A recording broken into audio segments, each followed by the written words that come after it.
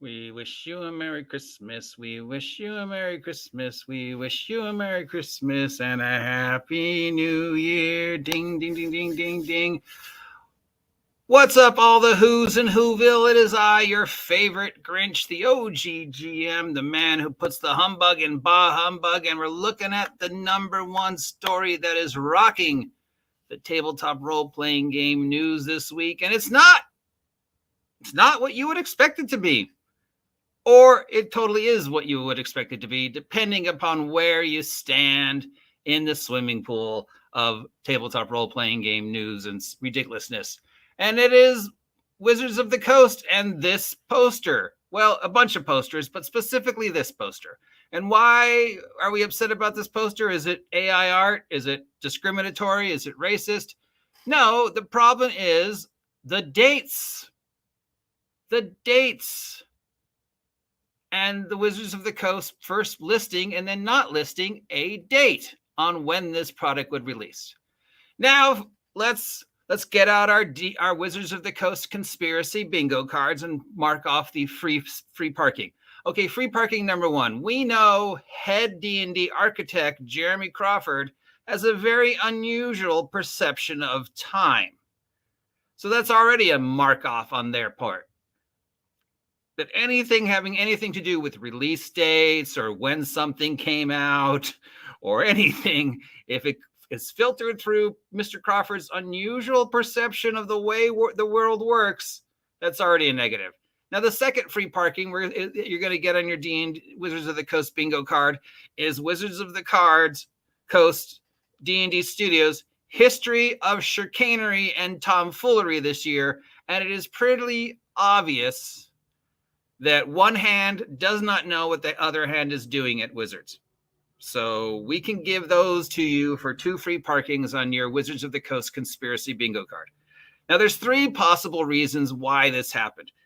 And if we were dealing with any other company in the history of advertising, we wouldn't care. This happens all the time. Probably more than you think about it, where a release date is posted and then it's changed or removed.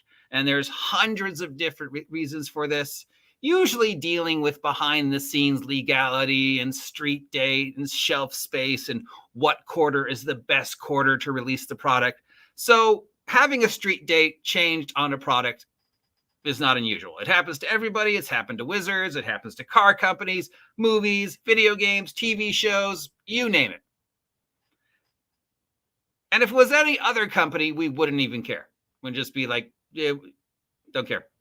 But because it's Wizards and because of their history this year alone of nonsense, unfortunately, they have trained us to look at them through the most suspicious eye.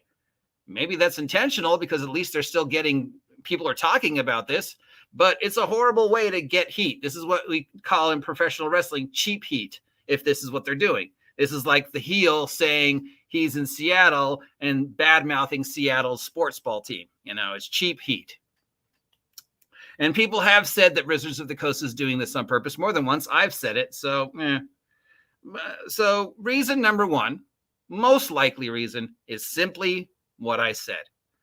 Now, this could be as simple as Wizards of the Coast just told us it's not done. We're still playtesting it. So why put why put a date out if it's not ready yet? I don't know if it's going to be ready by whenever May 24th or whatever they said it was. We're still playtesting. We still got 70 pages of art. Take that down. So it could have been simply as that. More likely, though, probably something to do with shelf space and release date, and breaking street date. Maybe, they can't say specifically it's that day because deal with Target, deal with Amazon, deal with the distributor, whatever. It was a mistake. No big deal. Happens all the time. Moving on. If it was anybody else, wouldn't care. Unfortunately, it's Wizards, and this is what happened. All right. So at 1 p.m. on the first day of PAX, the poster went up and had a date. And it was I think March 24th. May 21st. May 21st. So had a date, May 21st. 1 p.m., first day of PAX, had a date. 3 p.m., posters change, date's gone. 10 p.m., posters back with date. 1 a.m., posters gone, posters back, no date, no date, no cape, no date, no soup for you.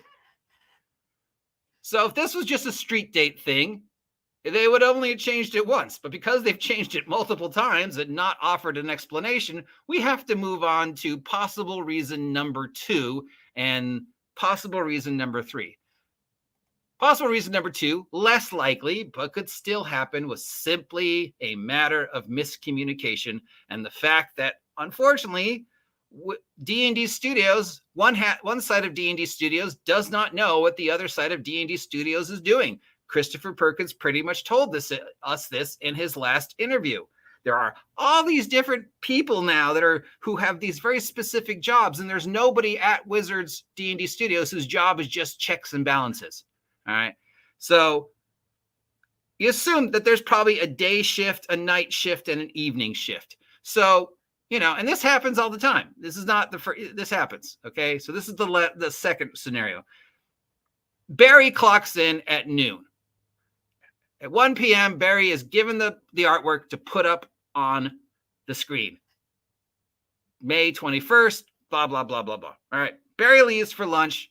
Next shift comes in, receives the message, take that down. There's not supposed to be a street day. All right, that person doing the job takes it down at 3 p.m. No street day, change it, put it back up. Okay, that's up till 10 p.m. when that person clocks out, and the next shift comes in. The next shift comes in, sees the note on the computer, put the dates on the thing.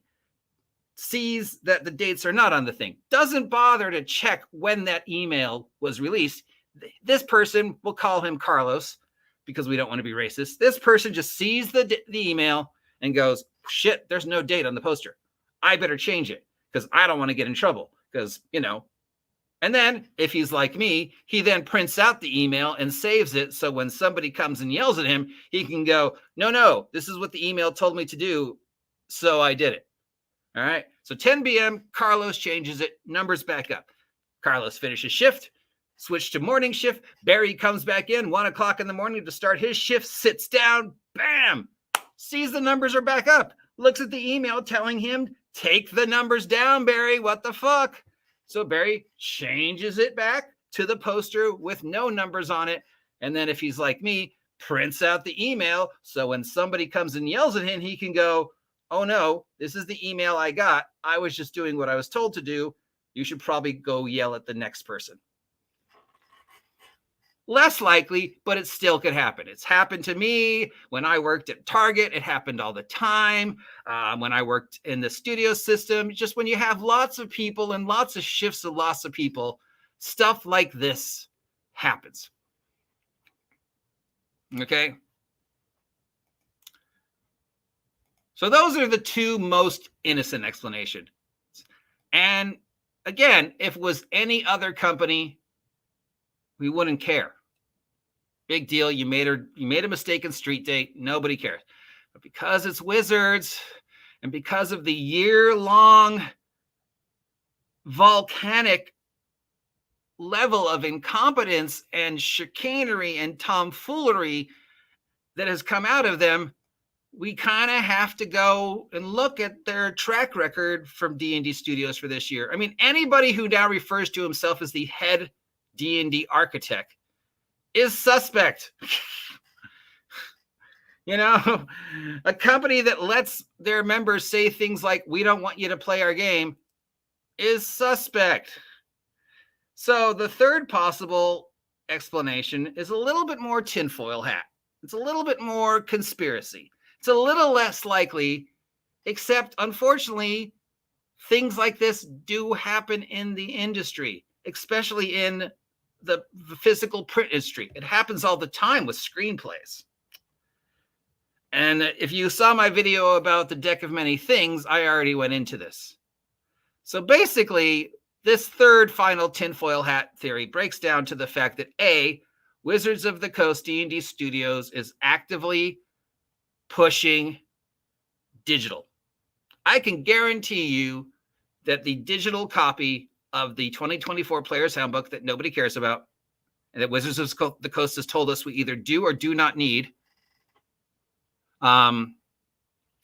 will be out sometime between the last week of January and the first week of December. There will definitely be a digital Player's Handbook.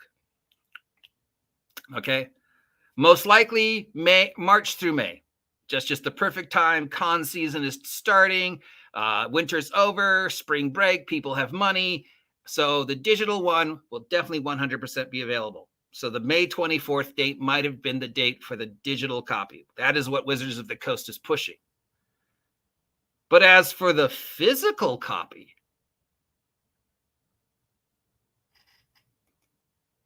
and again, remember, I have no basis for truth. This is just the third most likely scenario for why this happens. And again, it is a little tinfoil hat, except, of course, this happens all the time, especially in this line of work. I mean, it happens with screenplays all the time, okay? Where a screenplay is indefinitely delayed. So Wizards of the Coast, we know we'll have a digital one. That goes without saying. We're now talking about the physical one and why they might have changed the date. And again, this is hypothetical. The physical copy is possibly going to be delayed indefinitely until Wizards of the Coast sees that the requests for the physical copy are worth it to them to release it. Because if they're not making enough money in pre-sales, then they're going to think, well, nobody wants it. So we know that there is that billion-dollar sort of Damocles holding over D&D Studios' heads. And they've made it very clear that D&D Studios and Wizards of the Coast are now two separate entities. They even have two separate parts of the building. And Wizards of the Coast and D&D Studios have this billion-dollar sword.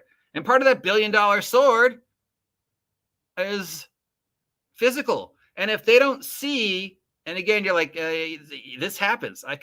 Screenplays. There are still screenplays that have been delayed indefinitely until the studios think it's worth it to release it. So what they're doing is they're saying, we'll make a digital copy, and we're going to just keep doing this with the physical copy until we think that there's enough money in pre-orders and in shelf talking, especially with the second runs like Target, Amazon, and the third runs like friendly local game stores, where, you know what, until we have enough money in the pot, we're just going to keep indefinitely delaying it. And that could be the third likely reason why the date was gone.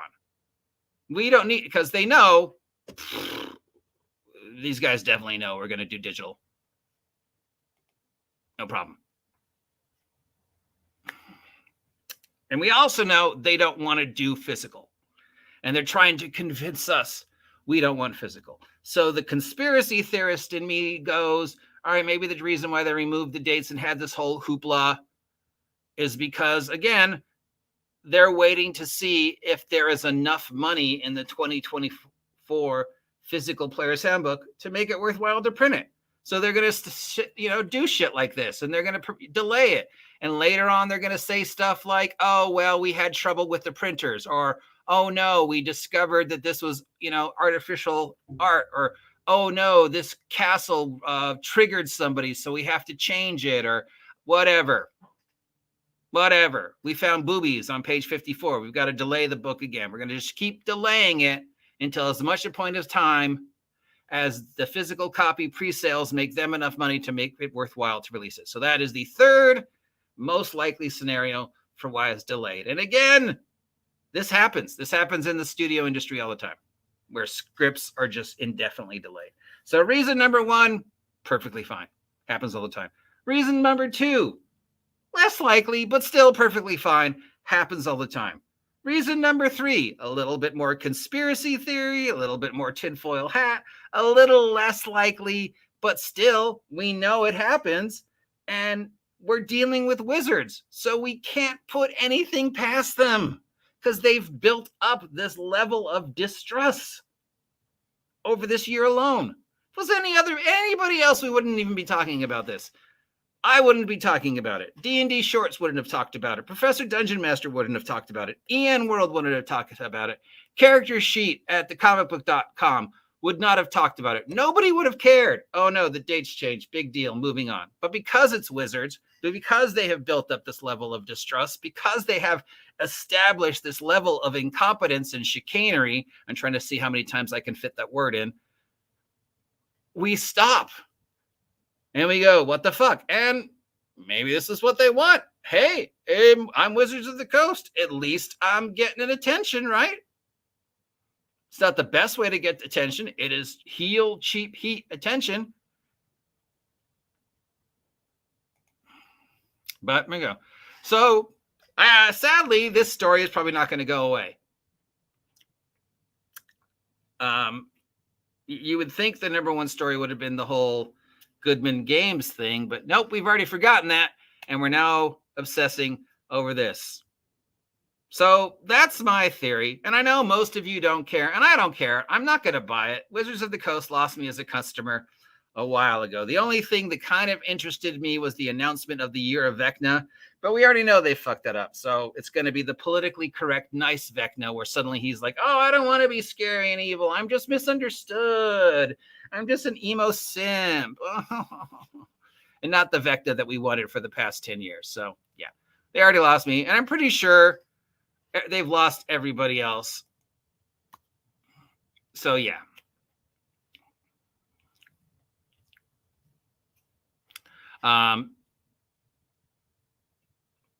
We don't know who's the audience for 5.5.1. It's not 5e players. It's not me. It's not you guys. It's not the critters. So this, chicanery is completely unnecessary, but it's them, and we have to be suspicious. Okay, that's a completely separate topic. I've already gone over it, but maybe you didn't see it. 7 Beetles of Doom. So, and depending upon when and if Daggerheart comes out, is the what if. Okay, right now I would say, yeah, it's either Pathfinder or Tales for the Valiant, depending upon when they come out and how they hit the market. Pathfinder's already out, so they've got that going it. And, the only other contender is Level Up 5e from ENWorld, who, as you know, I repeatedly refer to as my people's champion, my Chad Gable. But, the Level Up 5e doesn't have the recognizability that Tales from the Valiant has and Pathfinder has. So really, it's just a matter of when and if Daggerheart comes out. If Daggerheart comes out at the right time, that's what people are going to jump on. It could suck. It could be the worst tabletop role-playing game of all time since Fatal, since Swords Path Glory. But because it's Critical Role, there's going to be that initial, oh my God, it's Critical Role. And that's going to just be initial, and if they can maintain that the same way they've maintained the fan base with the show, then there's no question it's Daggerheart. Otherwise, yeah, it's definitely Pathfinder. Pathfinder 2e, especially if Paizo plays their cards right next year, undoubtedly will get the people behind them. Tales from the Valiant number, could do it, but I kind of are starting to think they've maybe waited too long, and it depends upon when they come out. If I was Tales from the Valiant, I'd put it out 2 weeks before the Player's Handbook comes out from Wizards. So I could redirect all that energy towards me by saying I was here first. All Pathfinder's got to do is just go, hey, we're still here.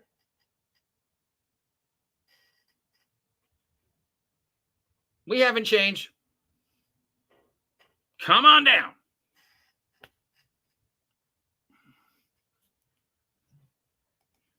That's another problem. Yeah, definitely. There's a lot of games coming out in 2024 that are being called Tabletop Role-Playing Game of the Year that I don't think have any traction. And a lot of them are just too late. The Adventure Time role-playing game, too late. The Diablo role-playing game, too late and based upon Diablo 4. The Assassin's Creed role-playing game, too late, not going to work. The Final Fantasy role-playing game, too late, not going to work. Audience isn't there. Matt Colville's thing, It's Matt Colville, so it'll have some initial buzz, but it also sounds like it's going to be very niche and probably not be able to carry it. So again, it just kind of breaks down to not counting, what the next OSR OGL darling is, which right now it's Adventurer Conqueror's King 2nd edition, right? If we're just looking at who's the contender for the 5e throne, which is, what it is, it's Pathfinder. Unless Tales from the Valiant knocks it out of the park, it's Pathfinder. Because I'm losing faith in Daggerheart. The lack of energy that Critical Role is investing in Daggerheart is really frustrating. That they've backed Candle Obscura, and they're still backing Candle Obscura when it's obviously Candle Obscura is a bust, and they should just abandon it and focus on the thing that's going to make them the money. But for some reason, they just keep backing it, which is just dumb. So yeah, they'd have to pitch a no-hitter. Right now, it's unless Tales from the Valiant knocks it out of the park, it's Pathfinder 2nd edition. And that's it. Those are my theories. I'm sure other people have theories. I think it's too niche. Because it's so influenced by 4E. I don't know, if its audience is the 5E or if its audience is more of like the Shadow Dark, the I want a little bit of both audience. Yes, I'm offended that I'm talking. Oh, thanks for calling me out, Cal. You're right. I better stop. I'm sorry. I'm being offensive. I'm triggering people by talking about role playing.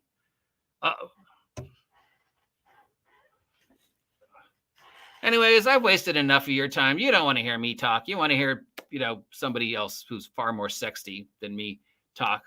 And that's all I've got to say. I've tossed out my theories. I'm sure we all have our theories. I'm sure if it was anybody else, we wouldn't care. I know most of you are like, fuck you. I don't want to talk about this. I'm not even buying it. And I'm like, I don't want to talk about it either, but it's news and I'm a shill. The best way to get me to stop it is, of course, subscribe to the OGGM Adventures if you haven't subscribed yet. Help me reach 2,000 subs. If I hit 2,000 subs by January 1st, I'll not talk about Wizards of the Coast for an entire month, just like I promised last time and didn't make it. But had I made it. So yeah, 2,000 subs by January 1st, midnight, I'll stop talking about Wizards for an entire month. Can I do it? Probably, but it'll be a very boring month, but sure. Anyways, I'm going to do some Christmas live streams coming up. So if you guys just want to chat for extended periods of times, I'll let you know when that is. And otherwise, I don't want to waste any more of your time because for a lot of you, it's lunch. But there you go. There's my theories. Please post your own. Thank you all 10 of you for joining me. Wow. Remember to buy my merch. And of course, buy my merch, which is available on the Red Room right now. And it's amazing. And I'm working on the 3rd and final volume of the Wretched Vigilantes trilogy. So should be awesome. See you soon. Drive careful and get off my